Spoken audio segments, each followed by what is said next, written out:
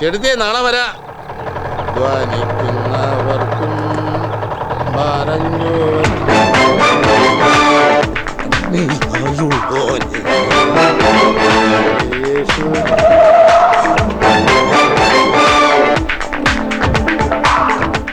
ചാക്കോയുടെ front ഇവിടെ എത്തിയല്ലോ. ഒരു ഒഴിയാ ബാധയാ സാറേ അത്. ഒന്നുകിൽ മുമ്പേ അല്ലെങ്കിൽ പുറകെ. പക്ഷെ ഇനി വാ തുറക്കില്ല. അതിനുള്ള പണി ഞാൻ കൊടുത്തിട്ടുണ്ട്.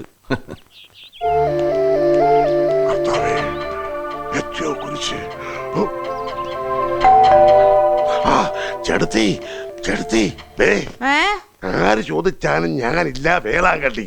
ഒരാഴ്ച കഴിഞ്ഞ് മടങ്ങി വരൂ. എന്ത് പറയും? വേളാങ്കണ്ണിക്ക് പോയി. ആര് പോയി? ഞാന്.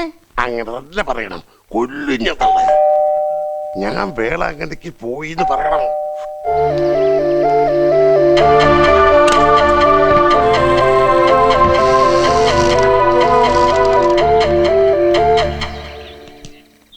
മുതലാളി വേളാങ്കണ്ണിക്ക് പോയി. ഒരാഴ്ച കഴിഞ്ഞേ വരത്തുള്ളൂ. കറക്റ്റ്. റെഡിമെയ്ഡ് ഉത്തരം. പറഞ്ഞു പറയിച്ചാണെന്ന് പറയത്തേ ഇല്ല. അമ്മച്ചിക്ക് എന്നെ മനസ്സിലായോ? ഓർക്കുന്നോ?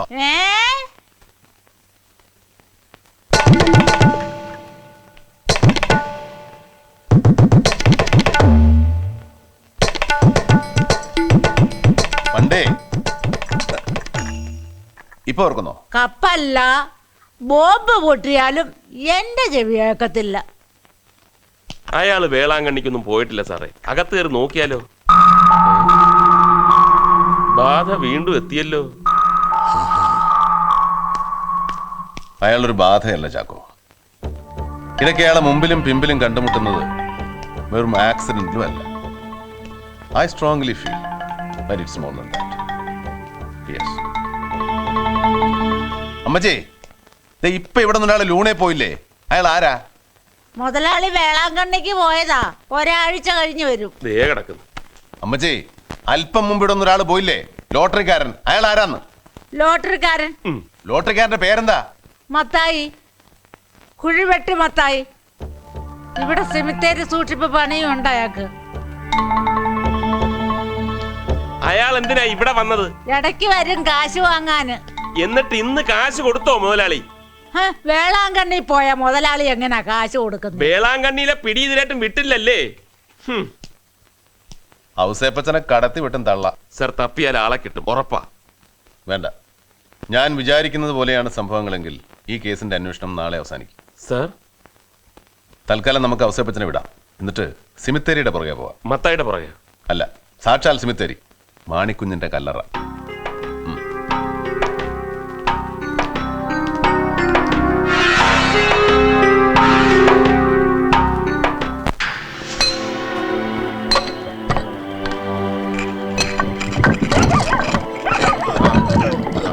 ലാബൊന്ന് കുത്തിപ്പിടി.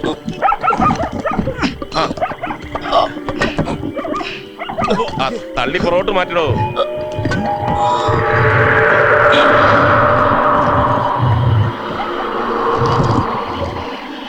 മത്തായി, മണ്ണൊന്ന് മാറ്റി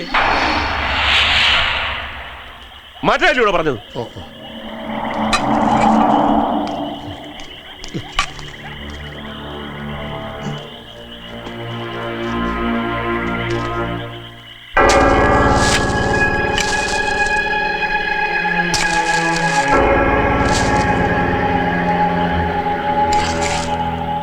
ആ എല്ലും കൂടി കാണുന്നവരെ മണ്ണ് മാറ്റണം.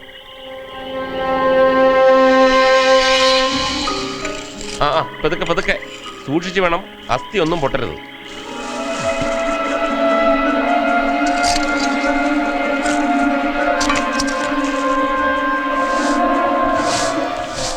സൂക്ഷിച്ച്.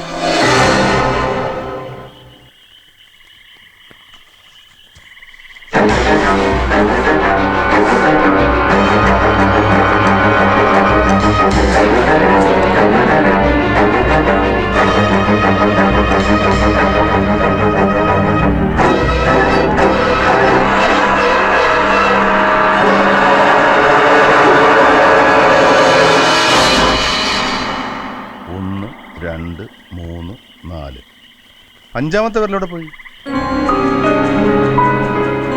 മാണിക്കുഞ്ഞിന്റെ തള്ളവിരൽ എവിടെ പോയി മത്തായി? മാണിക്കുഞ്ഞ് ജീവിച്ചിരുന്നപ്പോ 5 വിരലുണ്ടായിരുന്നു. മരിച്ചപ്പോഴും ഉണ്ടായിരുന്നു, ഇവിടെ കുഴിച്ചിട്ടപ്പോഴും ഉണ്ടായിരുന്നു. പിന്നെ ഇപ്പൊ 5ാമത്തെ വിരൽ എവിടെ പോയി? പറയടോ, എടോ പറയണ്ടോ പറഞ്ഞത്? സാറേ, ഞാൻ ഒരു പാവാണ്, എന്നെ ഒന്നും ചെയ്യരുത്.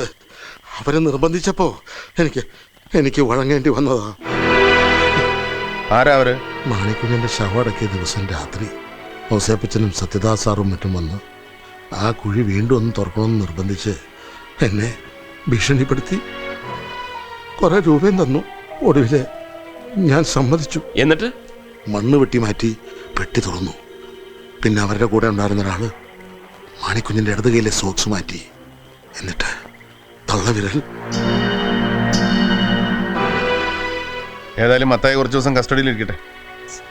സർ വരൂ. പ്രമാണങ്ങളിലും രജിസ്റ്റർ ഓഫീസിൽ രജിസ്റ്ററിലും മാണിക്കുഞ്ഞിന്റെ വിരലടയാളം വന്നത് തീർത്തും ബോധ്യമായി സാർ. സാർ ഒരു ഓക്കെ പറഞ്ഞാൽ ഔസേപ്പച്ചനെയും കൂട്ടരെയും ഈ നിമിഷം കസ്റ്റഡിയിൽ എടുക്കാം. മാണിക്കുഞ്ഞിനെ എങ്ങനെയാ കൊന്നതെന്നും മറ്റും തത്ത പറയുന്ന പോലെ പറയിപ്പിക്കാം സാർ. വരട്ടെ, എന്റെ തീരുമാനം ഞാൻ നാളെ അറിയിക്കാം. അല്ല സാർ, നേരം പുലരുന്നതുവരെ ക്ഷമിക്കു ചാക്കോ. കം.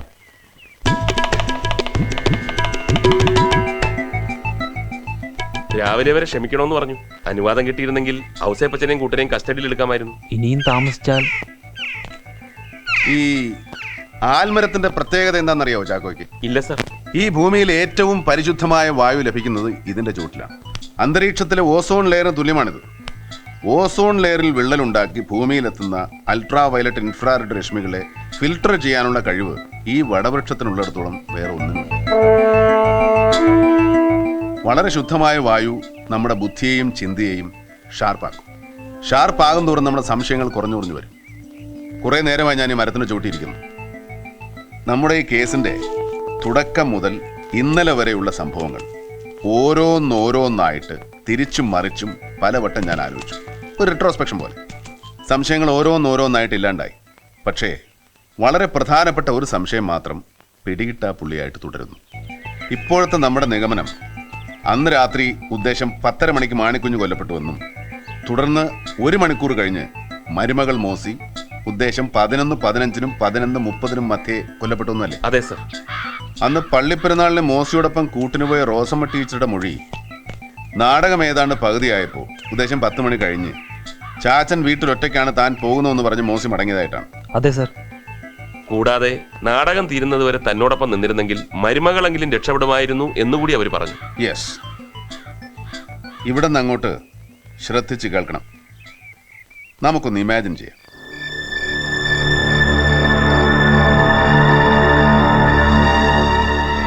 വീടിന്റെ വാതിൽ തുറന്ന് പ്രവേശിച്ച മരുമകൾ തനിച്ചായ ചാച്ചനെ തേടുമ്പോൾ കാണുന്നത് എന്തായിരിക്കണം?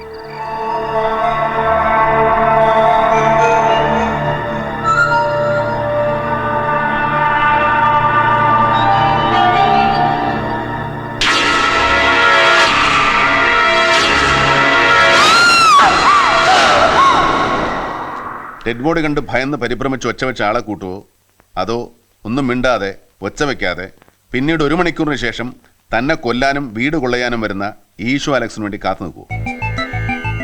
ആലോചിച്ച് നോക്ക്. ഒരിക്കലും ഇല്ല സർ. അവരൊച്ച വെച്ച് ബഹളം ഉണ്ടാക്കിയ ആളെ കൂട്ടും, തീർച്ച.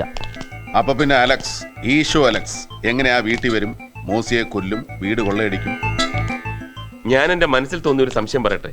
വെറും സംശയമുള്ളൂ. Please go on. പള്ളിയിൽ നിന്നും മരുമകൾ വീട്ടിലേക്ക് വരുന്നു.